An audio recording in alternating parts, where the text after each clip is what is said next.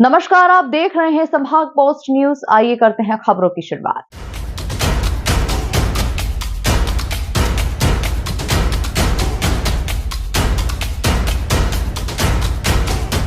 इंदौर के आजाद नगर पुलिस के द्वारा देर रात चेकिंग के दौरान एक 4 पहिया वाहन से 1000 रुपए की अवैध बियर बरामद की गई है। वहीं 4 राज्यों की अलग अलग नंबर प्लेट भी इस दौरान बरामद की गई। पकड़ाए दोनों युवकों से पुलिस अब पूछताछ में जुटी हुई है।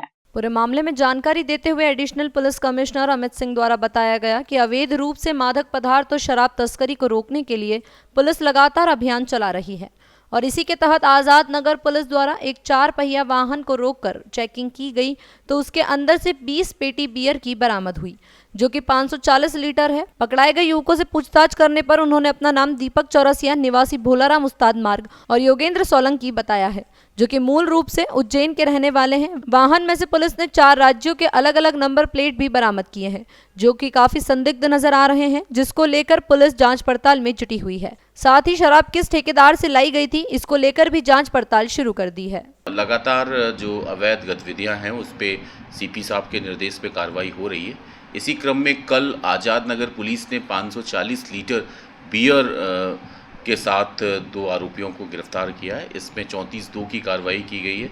इसमें जो शराब के ठेकेदार हैं या अन्य लोग जो इन्वॉल्व हैं, निश्चित तौर पे उनके विरुद्ध भी सख्त वैधानिक कार्रवाई की जाएगी। निश्चित तौर पे ये इनकी मॉडस ऑपरेंडी होती है। जो भी इस तरीके का अवैध तस्करी करते हैं, चाहे वो नारकोटिक्स का हो, चाहे वो अल्कोहल का हो, वो इस तरीके की मॉडस ऑपरेंडी अपनाते हैं।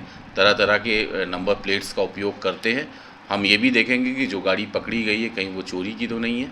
इस सब पक्षों को आज़ाद नगर पुलिस खंगाल रही है। जो भी तथ्य सामने आएगा उसमें कार्रवाई की जाएगी। इसमें जो ठेकेदार हैं उनको भी मुलजिम बनाया जाएगा। सर, ऐसा भी बताया जा रहा है कि जिस गाड़ी में ये तस्करी कर रहे थे उसमें एक अलग सा केबिन बनाया हुआ था और उसमें छुपाई हुई। निश्चित तौर पे इस तरह का कैबिनेट बनाने का एक तरीके से चलन है और अमूमन स्मगलर्स इसका उपयोग करते हैं, लेकिन पुलिस भी अलर्ट है और प्रभावी तरीके की चेकिंग हो रही है, जिसके परिणाम स्वरूप ये कार्रवाई हुई है। आने वाले दिनों में भी इस तरह की कार्रवाई की पुनरावृत्ति आवश्यक होगी। जो गाड़ियों में अलग से मॉडिफाई कर देते क्या उनके खिलाफ भी निश्चित तौर पे उसमें एमबी एक्ट की कार्रवाई होगी, क्योंकि बाकायदा एमबी एक्ट में ये प्रावधान है कि जितना विभाग द्वारा चीज़ें स्वीकृत हैं, चाहे वो गाड़ी बैठने के लिए हो, 7 सीटर, 4 सीटर, 3 सीटर, इस तरह की चीज़ें, और बाकायदा वो कमर्शियल यूज़ के लिए होगी तो किस तरीके की बनेगी, क्या उसकी लंबाई चौड़ाई रहेगी, ये सारी चीज़ें मोटर व्हीकल एक्ट में कवर होती है। तो निश्चित तौर पे ये मोटर व्हीकल एक्ट का भी वायलेशन है, तो वो भी धारा इसमें लगाई जाएगी।